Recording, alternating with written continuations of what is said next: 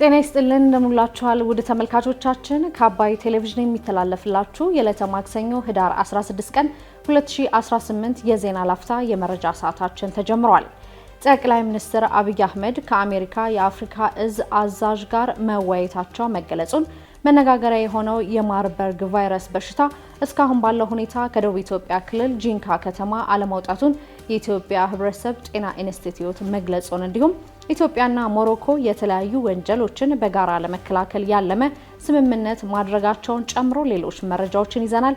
ከዜናዎቹ ጋር እኔ ራቢያ ከድር ከናንተ ጋር ቆይታ አደርጋለሁ። አብራችሁን ቆዩ። ጠቅላይ ሚኒስትር አብይ አህመድ ከአሜሪካ የአፍሪካ እዝ አዛዥ ጋር ተወያዩ።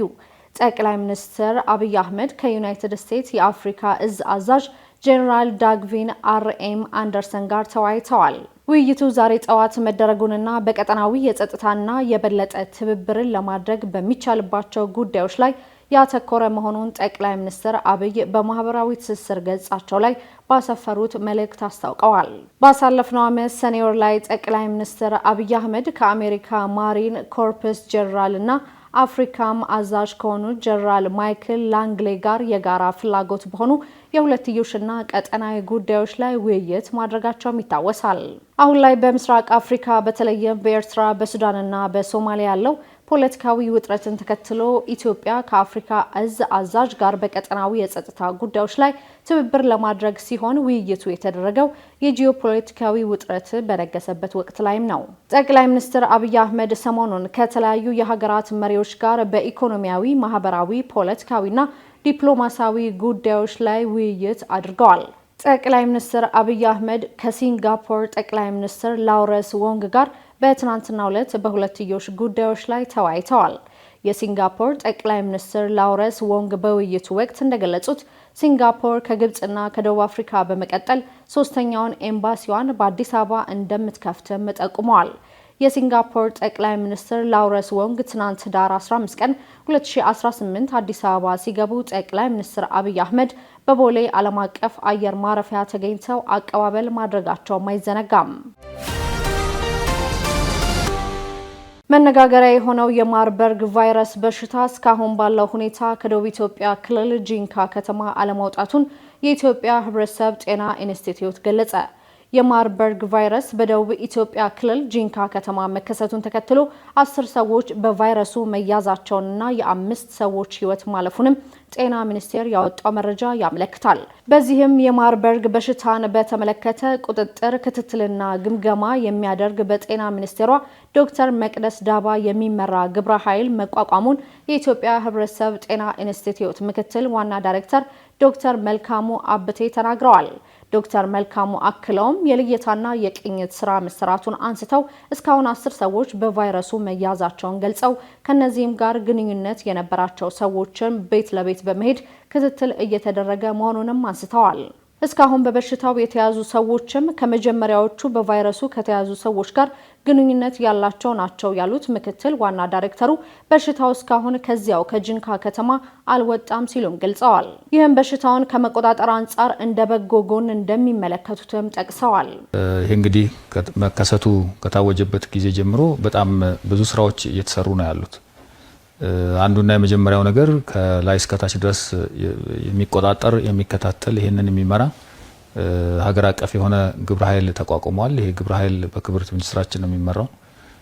ይሄ ግብረ ኃይል ቀን ተቀን ያለውን ነገር ይገመግማል። ከዛ ባሻገር ደግሞ ይሄንን ጉዳይ ቴክኒካሊ የሚመራ ይሄንን የክስተት አስተዳደር ስርዓቱን በሀገር አቀፍ ደረጃ እሱን ከዛ ከተጀመረ ጊዜ ጀምሮ እሱን አስጀምረን ወደ ስራ ገብተናል። ክልሉም ላይ በተመሳሳይ መልኩ እነዚህን አወቃቀሮች በመጠቀም እስከታች ድረስ ይህንን ተግባራዊ የማድረግ ስራ ሲሰራ ነበር። ይሄ እንግዲህ ዋናው ነገር በዚህ ጊዜ ኮኦርዲኔሽኑ ስለሆነ ኮኦርዲኔት የሚደረገው የሚቀናጀው አንዱ ስራው ነው። የሰው ኃይሉ አጠቃላይ ሪሶርሱ በቅንጅት በማዕከል ደረጃ በትክክል ውጤታማ በሆነ መልኩ ለመምራት ይሄ አንድ ተደርጓል። ከዛ ባሻገር የመለየትና የልየታና ያሉትን ታች ድረስ ያለውን ነገር የቅኝትና የልየታ ስራችንን ማጠናከር ነው። ይሄ ማለት ሰዎቹ ጋር የነበራቸው ኮንታክት የነበሩት ሰዎች እነማን ናቸው፣ በቅርበት አብሮ የነበሩት እነማን ናቸው፣ የት ነው ያሉት፣ የሚለውን ነገር የመለየቱም ስራ በሰፊው ተሰርቷል። በዚህ እንግዲህ እስካሁን ባለው በለየናቸው በሚኒስትራችን በአጠቃላይ በእንትኑ እንደተገለጸው 10 የሚደርሱ ፖዚቲቭ ሰዎች ተገኝተዋል። ከነዚህ 5ቱ በህይወት ያሉና አስፈላጊው የሆነ ሕክምና አስፈላጊው እንክብካቤ የተደረገላቸው ነው የሚገኙት። ሌሎቹም ከነዚህ ጋር ኮንታክት ያላቸው ግንኙነት ያላቸውን ለይተን ቤት ለቤት በመሄድ ተለይተው አሁን እነሱ በክትትል ላይ ነው ያሉት።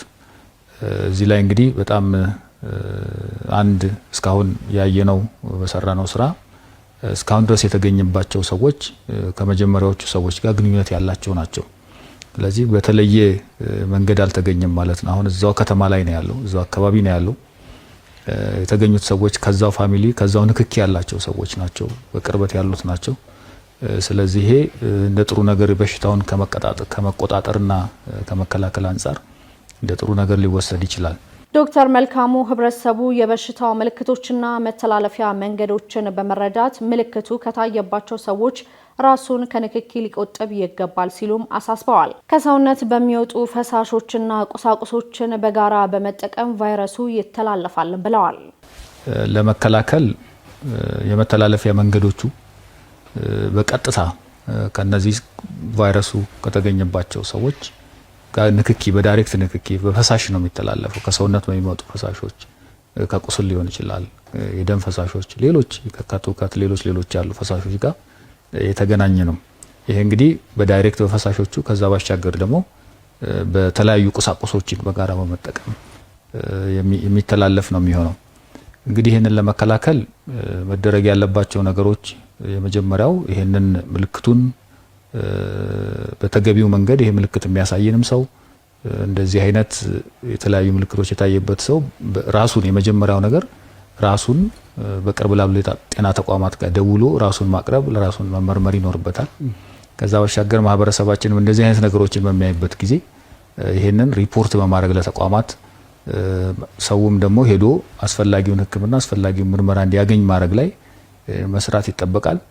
ስለዚህ ማህበረሰባችን ይሄንን ጉዳይ መተላለፊያ መንገዶቹን አውቆ ራሱን ከንክኪ መቀነስ እንደዚህ አይነት ንክኪዎችን ባለማድረግ እና ደግሞ ምልክቶች ሲሰሙ ቶሎ መድረስ ያስፈልጋል። ከፍተኛ ትኩሳት፣ ራስ ምታት፣ ብርድ ማለት፣ የጡንቻ ህመም፣ ማቅለሽለሽ፣ የሆድ ህመም፣ ተቅማጥ እንዲሁም ከአፍና ከአፍንጫ ከቆዳ ስር ደም መፍሰስ የበሽታው ምልክቶች መሆናቸውን ጤና ሚኒስቴር ማስታወቁም አይዘነጋም። በተጨማሪም በሽታው ደረት፣ ጀርባና ሆድ ላይ ጎልቶ የሚታይ ሽፍታ እንደሚያሳየም ተገልጿል። ኢትዮጵያና ሞሮኮ የተለያዩ ወንጀሎችን በጋራ ለመከላከል ያለመ ስምምነት አደረጉ። የሞሮኮ የብሔራዊ ደህንነትና የግዛት ክትትል ኢትዮጵያና ሞሮኮ የጸጥታ ትብብራቸውን ለማጠናከር የሚያስችል የመግባቢያ ስምምነት መፈራረማቸውን አስታውቋል። የስምምነቱ ዓላማም በሁለቱ ሀገራት የፖሊስ አገልግሎቶች መካከል ያለው ተግባራዊ መረጃዊና ቴክኒካዊ ትብብርን በማሳደግ የጥቃት ወንጀሎችን፣ የተደራጀ ድንበር ተሻጋሪ ወንጀሎችን፣ የኮንትሮባንድ መረቦችን፣ ህገወጥ ዝውውርና የሳይበር ወንጀሎችን መዋጋት ነው ተብሏል።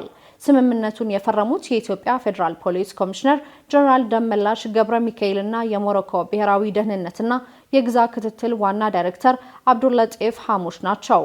ስምምነቱ የተፈረመው በትናንትናው ዕለት በማራኬሽ መካሄድ በጀመረው 93ኛ የኢንተርፖል ጠቅላላ ጉባኤ ጎን ለጎን ሲሆን መርሃ ግብሩ በአሁኑ ወቅት እየተከሰቱ ያሉትና እየታዩ የሚገኙትን የተደራጁ የወንጀል ስጋቶችን ለመቅረፍ በዓለም ዙሪያ የሚገኙ ከፍተኛ የህግ አስከባሪ ባለስልጣናትና ሚኒስትሮችንም አሰባስቧል።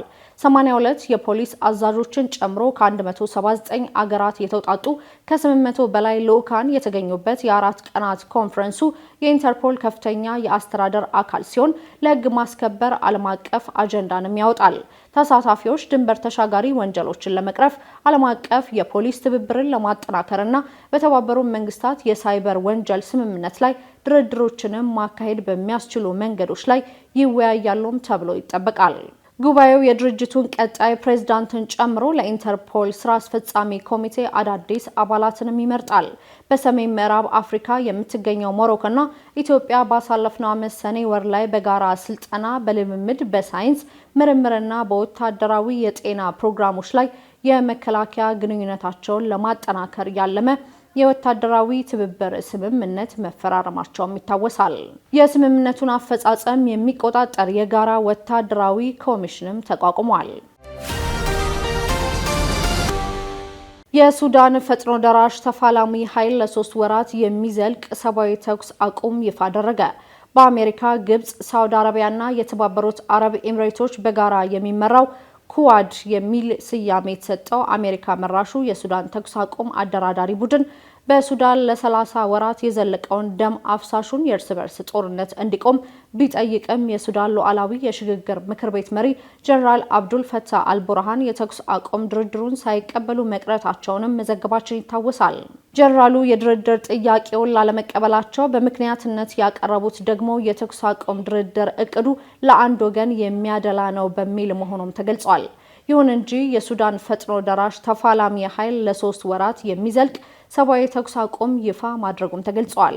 የመሐመድ ሐምዳን ዳጎሎ መራሹ RSF አንድ ወገናዊ ተኩስ አቁምን ይፋ ማድረጉ ሱዳናውያን ለተወሰነ ጊዜም ቢሆን የሰላም አየር እንዲያገኙ በጎ አጋጣሚ ይፈጥርላቸዋልም ተብሏል። የተለያዩ ዓለም አቀፍ ኃይላት በቀጥታ ሳይሳተፉበት አልቀረም የሚባለው የሱዳን የሁለቱ ጀነራሎች ውጊያ ምድር ላይ የከፋ ሰብአዊ ቀውስ እንደፈጠረም ተገልጿል።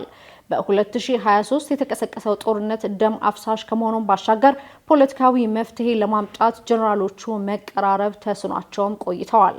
ሁለቱ ተፋላሚ ኃይሎች ወደ ድርድር የሚመጡ ከሆነ በመጀመሪያ የሰብአዊ እርዳታ ለማቅረብ የሚያስችል የ9 ቀናት የተኩስ አቁም ስምምነት ቀጥሎም ፖለቲካዊ ንግግሮችን ለማድረግ የሚያስችል የ9 ወር የተኩስ አቁም ስምምነት ያደርጋሉም ተብሎ ይጠበቃል። አሜሪካና እስራኤል የሚመሩት DHF የተባለ የጋዛ ሰብአዊ እርዳታ ተቋም ስራ ማቆሙ ተገለጸ። አሜሪካና እስራኤል የሚመሩት አወዛጋቢ የሆነው የጋዛ ሰብአዊ እርዳታ ተቋም DHF ለ6 ወራት አገልግሎት ከሰጠ በኋላ ስራውን ማቆሙን አስታውቋል። ይህ የእርዳታ ተቋም እስራኤልና ሐማስ ተኩስ ለማቆም ከተስማሙ በኋላ በጋዛ የሚገኙትን 3ቱን ማከፋፈያ ጣቢያዎች መዝጋቱንም አስታውቋል። DHF ከግንቦት 2025 ጀምሮ 187 ሚሊዮን የምግብ አቅርቦቶችን የያዙ 3 ሚሊዮን የእርዳታ ጥቅሎችን ማከፋፈሉን ገልጾ ስራውን ያቆመው አስቸኳይ እርዳታ የመስጠት ኃላፊነቱን በመወጣቱ እንደሆነም አስታውቋል። የተቋሙ የወደፊት እንቅስቃሴ በፕሬዝዳንት ትራምፕ የጋዛ የሰላም እቅድ በሚተገበረው በአሜሪካ መራሹ የሲቪልና ወታደራዊ ኃይሎች ጥምረት እንደሚተካ የተቋሙ ዋና ኃላፊ ጆን አከር ተናግረዋል። የተባበሩት መንግስታት በዋናኛነት በጋዛ ሰብአዊ እርዳታ ያቀርቡ የነበረ ሲሆን DHF ስራ ሲጀምር ተመድና ሌሎች ዓለም አቀፍ የተራድኦ ድርጅቶች ተቃውሞ ማሰማታቸውም ተገልጿል። ተቋሙን ከሙያዊ ስነ ምግባር ያፈነገጠና ደህንነቱ ያልተጠበቀ በማለት መተቸታቸውም ይታወቃል። በተለይም በDHF ጣቢያዎች አቅራቢያ ሰብአዊ እርዳታ ሲጠባበቁ የነበሩ ቢያንስ 859 ፍልስጤማውያን መገደላቸውን ተመድ መዘገቡም ተገልጿል። አብዛኞቹ የተገደሉት በእስራኤል ወታደሮች ማስጠንቀቂያ ተብለው በተተኮሱ ጥይቶች እንደሆነም ተመድ ይፋ ማድረጉንም አስታውቋል። ሐማስ ተቋሙ መዘጋቱን ቢደግፍም በፍልስጤም ሕዝብ ላይ ላደረገው ጉዳት ተጠያቂ እንዲሆንና ከተጠያቂነት እንዳያመልጥ ዓለም አቀፍ የሰብአዊ መብት ተሟጋቾች እንዲከራከሩም እንጠይቃለን ብለዋል። በሺዎች የሚቆጠሩ በጋዛ የሚኖሩ ፍልስጤማውያን እንዲሞቱ እንዲሁም የአካል ጉዳት እንዲደርስባቸው አድርጓል፣ የጋዛን ረሃብ ደብቋል ሲሉም የሐማስ ቃል አቀባይ ሐዜብ ቃሲም አስታውቀዋል። የእርዳታ ማከፋፈሉ ኃላፊነት አሁን ከሐማስና ከእስራኤል ጋር ትብብር ለሌላቸው ተመድ፣ ቀይ ጨረቃና ሌሎች ዓለም አቀፍ ተቋማት እንደሚሰጥም ተገልጿል። የተመድ ቃል አቀባይ ስቴቨን ዱጃሪ ቀድሞውኑም አብረናቸው እየሰራን ስላልነበር አሁን ስራ ማቆማቸው በእኛ ላይ የሚያመጣው ለውጥ የለም ብለዋል። ከተኩስ አቁሙ በኋላ ወደ ጋዛ የሚገባው ሰብአዊ እርዳታ መጠን ቢጨምርም የ2.1 ሚሊዮን ፍልስጤማውያን ፍላጎትን ማሟላት እንደማይችልም ገልጸዋል። የተለያዩ ጉዳዮችን ያነሳንበት የዕለቱ የዜና ላፍታ የመረጃ ሰዓታችን የተከታተላችሁትን ይመስል ነበር። ውድ ተመልካቾቻችን አብራችሁን ስለነበራችሁ ከልብ እናመሰግናለን። በያላችሁበት መልካም ቀን